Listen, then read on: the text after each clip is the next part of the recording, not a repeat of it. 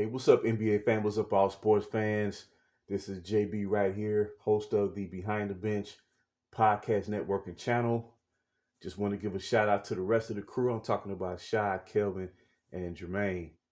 And for everyone who's tuning in, I hope that you support Behind the Bench and help make this podcast the best that it can possibly be.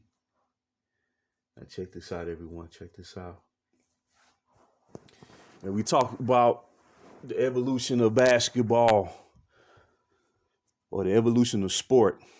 In particular, when it comes to the NBA, I wanted to talk about the point guard position. You know, do we have point guards or do we have point guards? And there's a difference.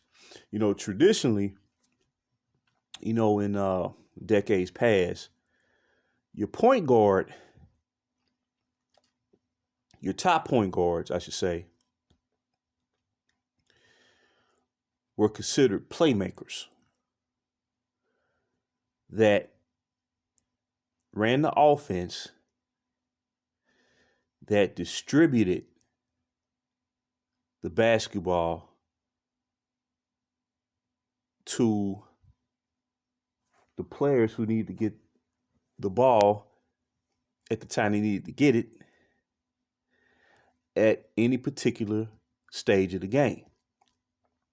So you take someone like your Magic Johnsons or your John Stocktons or your Isaiah Thomases, point guards in that ilk, or Maurice Cheeks, we call him Mo Cheeks.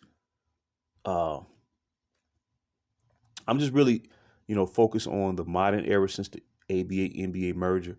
Although I still recognize, your point guards such as Bob Cousy, who was the league's first great point guard, 6-time NBA champion. For me, I still have him as a top 5 all-time point guard because of that fact. Because he was the pioneer at that position. But traditionally, your top point guards would average as far as scoring. Oh, Mark Price, too. Mark Price, point guard such as that. He was one of your top point guards during the 80s and 90s, early 90s. But they're going to score anywhere between 17 to 18 points a game on average. Magic Johnson was a career 19 and a half point per game score at his position.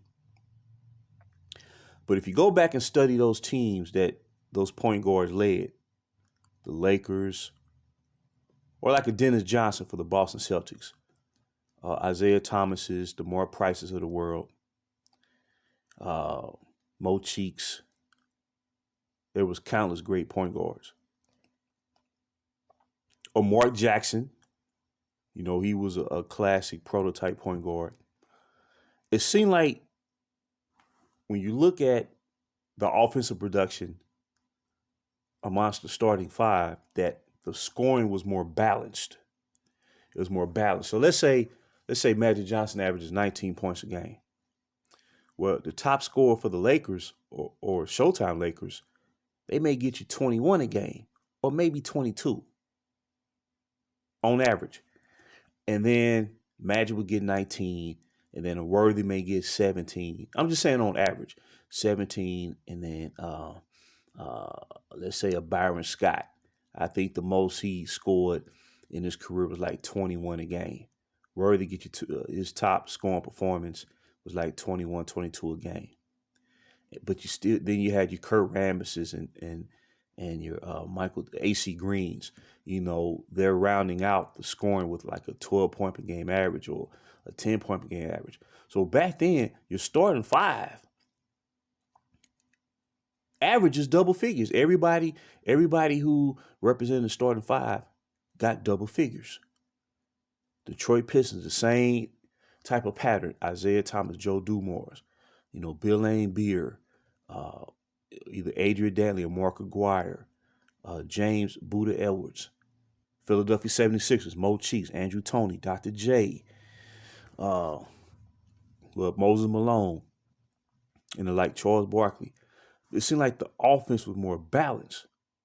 So it was harder to come up with a defensive scheme to try to shut down this player or that player because essentially all 5 players on the court were a threat,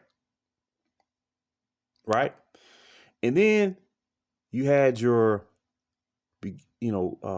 point guard started to average a little more, like your Kevin Johnsons, who was getting like 20 a game, maybe like 8 or 9 assists a game, which was great because he was still distributing the basketball, but the offensive production was still balanced amongst the starting 5. Then you saw this trend by the late 2000s where your top guards became more offensive oriented in terms of scoring. And then like your Derrick Roses of the world, your Russell Westbrooks, your Steph Currys, and now you got your Trae Youngs, your Damian Lillards. Nash was, in his peak, he was getting you by like 18 and 9, 18 and 10, somewhere around there. Let's say 18 and 9. And he won back-to-back league MVPs. Now, there was some controversy behind that.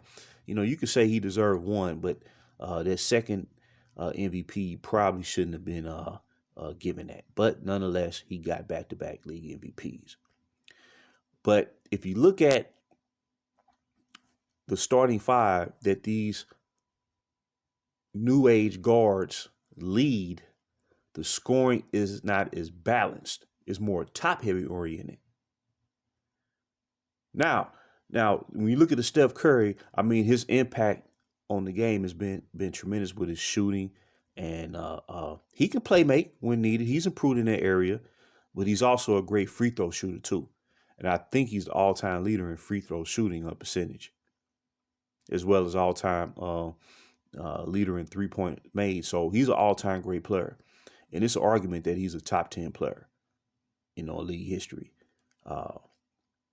But it just seems like, I'm not saying it's necessarily good or bad. I'm just saying it seems like to me, when you have a point guard who distributes more, like a Chris Paul. Chris Paul is a perfect example. Like they call the point guard, although he's never won a championship. But, he's one of the best point guards we've ever seen. And he could score 20, but I think he was more focused on getting everybody else involved. And I think the offense on those teams that he led was more balanced overall. So what I'm trying to say is the point guard, like Jamal Murray, now he can score. I believe Jamal Murray arguably is the best player, maybe outside of Steph Curry, is the best player at his position come money time. And that's playoff time. And he proved that in his playoff run and helping the Denver Nuggets win their first ever NBA championship. And so much so, I think that was game 4. Was that game 4? No, game 3 of this year's NBA Finals versus Miami.